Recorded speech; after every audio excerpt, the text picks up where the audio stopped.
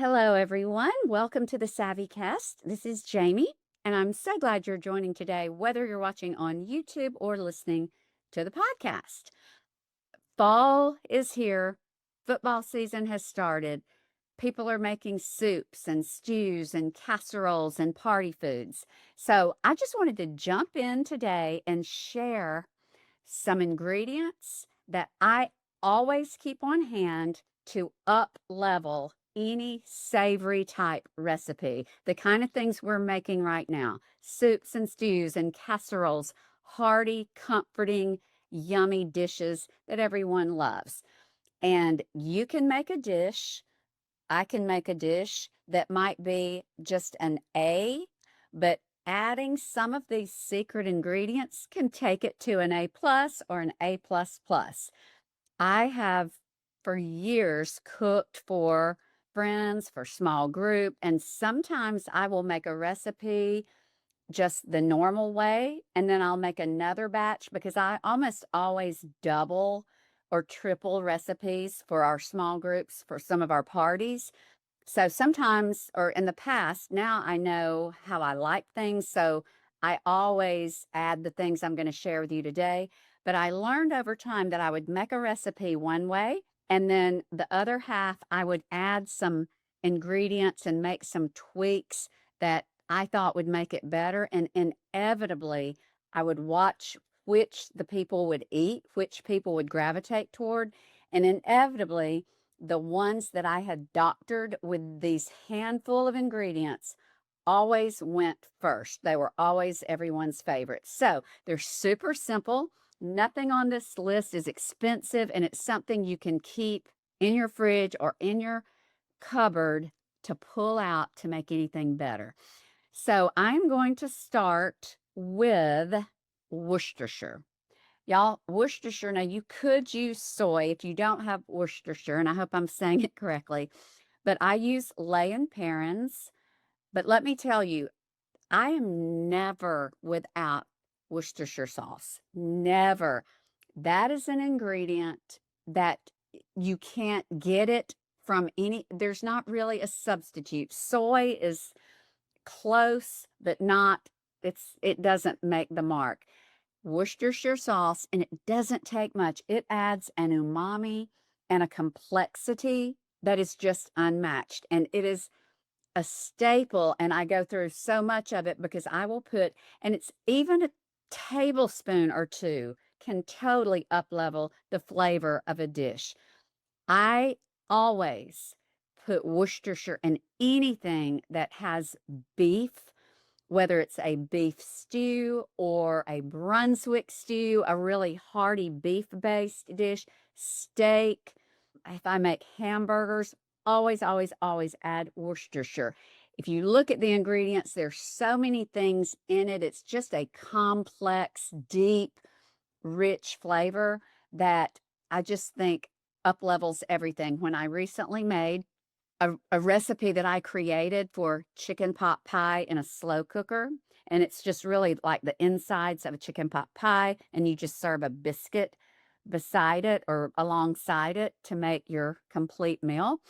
I even added about a tablespoon of Worcestershire to that, and it's more chicken vegetable base, just because that umami, just a little umami, makes almost everything better. So always keep the Worcestershire sauce, and I am a brand snob. I think Lay and Perrins is the best, but just make sure you have your Worcestershire. And I will give a little shout out as well to soy. Soy is something that also adds umami, and it's so good to have, whether you're doing some stir fry or making chicken. Soy just really adds some richness. You can get umami in like spice jars now. I think they sell it at Trader Joe's, and it's just like labeled umami seasoning. But umami is just that, I believe it's now the sixth flavor. They're sweet, salty, sour, bitter. Maybe it's the fifth, but umami. Okay, so we're going to put that as number one. Okay, number two, and this is fairly new to me, but I have had this ingredient, this product, makes such a difference in some of the things that I've made that I now always keep it in my cupboard. And that is a jar of Rayo's Alfredo sauce. And if you think about it, if you are not a person who refuses to use canned soup, I'm not that person. I grew up on Southern casseroles that church ladies made, and all the church ladies used canned soup. I use it. I'm fine with it. I think it's fine if you want to make your own bechamel. I have many recipes where I do not use canned soup. I make my bechamel, my white sauce. It's better. It tastes better, but I'm not a snob in that way that I will not use canned soup. If you think about it, you've got cream of chicken, cream of mushroom, cream of celery, cream of onion as far as your soups in the soup aisle. If you think about it, fettuccine Alfredo is almost like cream of cheese. And you can get a cheddar cheese soup that I do have a fabulous recipe using Campbell's cheddar cheese soup. But fettuccine Alfredo is almost like a good, thick, creamy Parmesan type soup. So you just think when you're making dishes like the chicken pot, crock pot chicken pot pie that I recently made, I added a can of that, and oh my goodness, the sauce, it had that hint of Parmesan and it was just creamy. You could add that to, in addition to a chicken pot pie. I have also used the Rayo's Alfredo. I've added it to my chicken tetrazzini. Fabulous. You could add it to chicken and rice. And what I would do is I would look at all the other ingredients. If you're one that you really just have to have a recipe and you're worried about throwing things in, I just sort of do a lot of changes and tweaks as I go. But if you're worried about that, maybe look at if there's canned soup, if there's 2 cans of cream of soup, maybe do 1 can of cream soup, 1 can of Alfredo, or use 1 jar of Alfredo instead of the soup. You can interchange a lot of these because basically they're just a rich base giving you a flavor and a binder for the pasta or the rice. But the Rayo's fettuccine Alfredo, I guess it's just Alfredo sauce because there's no fettuccine, it's just the sauce. It is spectacular. Okay, so that was a second ingredient that I always keep on hand. Since we are on the flavor profile of Parmesan, because Alfredo is like a Parmesan flavor, that tangy cheese. Number 3, I always have a rind, doesn't have to be huge, but a rind of Parmesan Reggiano. That's another thing I always put on my tetrazzini. I put it in the slow cooker chicken pot pie. Anything, any type of chicken dish, fish, broccoli, Brussels, asparagus, freshly grated parm over the top. You can't get that from the green can. There's only one use, in my opinion, for green can parm, and that is to sprinkle on pizza just because, I don't know, that's just what I've always done, or I sometimes do it. There's no other place, in my opinion, for green can parm. It does not take 5 seconds to pull out Parmesan Reggiano, and it keeps forever in a little Ziploc, and just grate it over the dish, and it will take it to another level. So there we go. We've got that. Now, butter. And butter is something we always have. A soup or a stew, even a vegetable dish, like when I make Mississippi green beans, butter is a huge part, melted butter. Butter is going to add flavor like nobody's business. When I make Brunswick stew, when I make any kind of like vegetable soup or hamburger vegetable soup, I always add butter. But if the ingredient list contains vegetables and potatoes, I'm going to add butter because it's going to disseminate a flavor and a richness and the fat that's just going to make it better. When I make my Brunswick stew, when I make my zesty hamburger vegetable soup, because it's in the slow cooker and it's going to cook long, low, and slow all day, I just do about 2 to 3 pats or tablespoons of butter. I just throw it in stir it, and it will melt, and it'll go throughout the dish, and it will add so much flavor. Okay, while we are on the subject of fat, and this is one many of you may not have on hand, but the good news is if you don't, in about 1 hour worth of dedicated time to cook something that you will enjoy all throughout the season, you can have this ingredient, and it is bacon fat, bacon drippings. Bacon fat is liquid gold. It's liquid gold as far as Southern cooking. And if you do not, I always have bacon fat in my fridge. It will keep for almost forever if you keep it properly stored. I have mine in a small glass container with a lid in the fridge. I would be very surprised if anybody's pork fat or bacon fat would go rancid if you keep it refrigerated, because you're going to use it a lot when you see the uses for it, especially if you want to make green beans or a vegetable that you need fat, but you also want that smoky Southern flavor. Squash casserole, anything where you need a smoky fat and a rich fat. If you do not have bacon grease in your fridge, guys, all you have to do, get a pound of bacon, and and I will put this in the show notes. I may even have a blog post with instructions on how to cook a pound of bacon and on one baking sheet, and then save the gold that's left over, which is bacon grease. Never pour out your bacon grease. Never. You are pouring gold in the garbage. So now I will give you a tip. If you make all your bacon, you want to take it off, let it cool, and you might want to get a fine mesh strainer to pour the bacon grease through, because in the bacon, there's going to be a lot of bacon bits, which it's fine. But if you want it to be really clear and clean, you can just put it through the sieve. But if you have that in your fridge, you will be able to up level so many recipes. Okay, so we had those two fats, butter and bacon grease. Here's another one.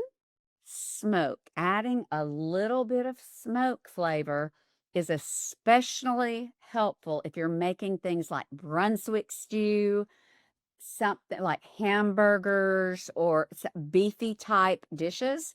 And if I have a beef brisket recipe, we'll link that in the show notes as well. And it has a marinade that is an entire bottle of liquid smoke with some Worcestershire, the two golden ingredients, along with some salts. And that is one of the best beef briskets, if not my favorite that I've ever had. But that marinade just infuses that beef with the flavor that you can never imagine. And that particular recipe, liquid smoke is the way to get smoke. You can also it's a healthier option if you want to add smoke flavor to something, and that is Redmond's smoked salt. I'm a huge Redmond's fan. And Redmond's has the best salt, in my opinion, that you can buy. They do not strip the nutrients or the minerals that our body can benefit from. And their salt is pink and it's colorful because it's full of nutrients. They have a smoked salt that has a smoke flavor that is a healthier. It doesn't have some of the things that might be in a bottle of liquid smoke, which I'm not worried about, but some of you might. So I will link in the show notes to a discount code for Redmond if you would like to try their smoked salt, because it's fantastic. And it's a great way to up level some of those heartier beef recipes, or whether you're doing steaks, brisket, whatever. Okay, and I think there is just one more. And this is something that I try never to be without, and that is fresh lemons. Fresh lemons can almost make anything taste better. And it's got to be fresh. I don't know really what good use there is for that jarred lemon juice. It's like in a jar. It's so medicinal tasting. I just don't use any of that. So I always keep fresh lemons. And the ways that fresh lemon can up level a recipe, especially something like if you're making fish, if you are roasting vegetables, two things you can add to those veggies once they're roasted are a squeeze or two of fresh lemon juice and then a few grates of fresh parm. Then you have that tangy, cheesy, lemony burst of flavor that makes those vegetables so delicious. If you do not have, oh, and then, lemon juice is an acid. So acid is hugely important in almost any recipe. And honestly, I add about half of a lemon to almost anything I'm making. If I look at the recipe and I don't see an acid or a vinegar, which is also an acid. But that leads me to the second thing. If you do not always have lemons on hand, I highly recommend keeping one or two Costa fruit vinegars. They're apple cider, and then they have a cucumber lemon. They are pure. They are so fresh, so light. You can actually drink them. You can make mocktails, but you can use those if you don't have lemon to add that acidic burst that can make a salad dressing or roasted vegetables just so much better. Because in the end, any recipe, any dish, anything that we make is only as good as how you finish it and how you season it. That's everything. I mean, even scripture in the Bible, it talks about salt and how important salt is and how sad it is when we don't have salt. Things just don't taste great. So, and I do want to tell you all as I end, because that's all I'm going to share on this, that I am such a salt person. I salt everything and I don't want to leave salt out because that's the number one. You can add all of these things, but to me, the number one way to up level and to make sure any recipe is good is salt what needs salting. And those are things that are just very bland. Most meats, vegetables, it's very typical what needs salting. But I always salt in stages. When I boil pasta, I salt the water so the salt will penetrate the pasta as it boils. As I'm cooking different vegetables, I will salt as I steam them. I think you've got to salt at before you cook so that the salt will get inside as the food cooks. So you salt in layers. You don't, I used to, but I don't anymore. Cook something completely and then add salt. You want salt to be infused.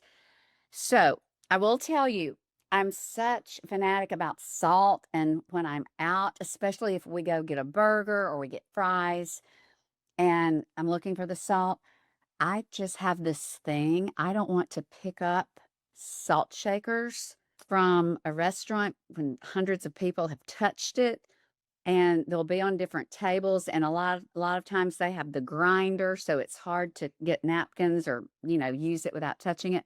I have just discovered, and like I said, I have a discount code to Redmond's, and I've already ordered some, and I'm going to order more. And let me see if I can show you a picture for my YouTube peeps.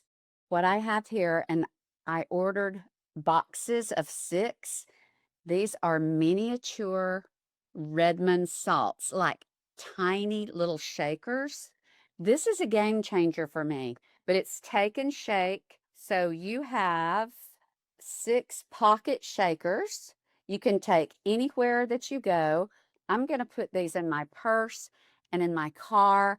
And then when I go and wash my hands and I come sit down to eat my hamburger and my fries, I don't have to look for a salt shaker and be worried that it's dirty. I will just pull this out of my purse. So these are genius. Love, love, love this. So I hope that these little tips are helpful. Try some of these. I would love to hear back if you find any of these particularly helpful.